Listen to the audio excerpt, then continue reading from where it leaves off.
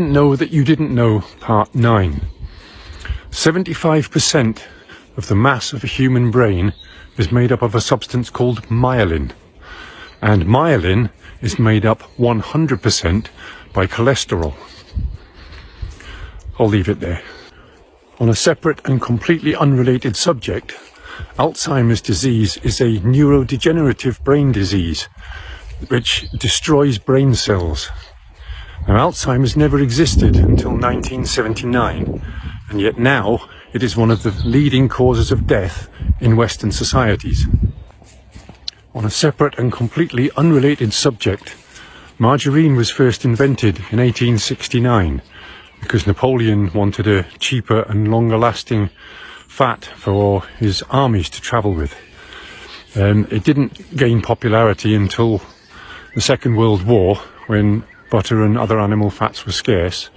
It grew in popularity in the 50s, but by the 70s the animal fats in it had been replaced with vegetable oils,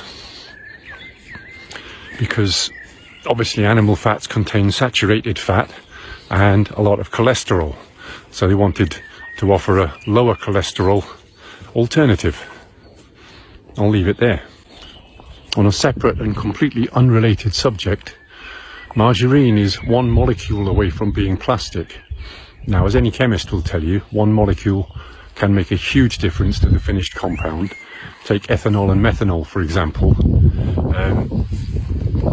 One molecule difference, but very, very, very different results when ingested into the human body, right? So I'll leave it there.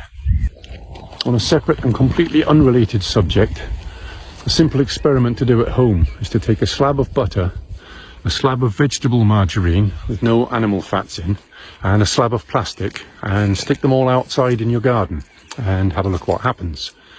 Very quickly, all the wildlife in the area is going to be attracted to that butter, from the flies and the beetles and the mini beasts, through the birds, the rodents, all the way up to the apex predators, foxes, badgers, bears.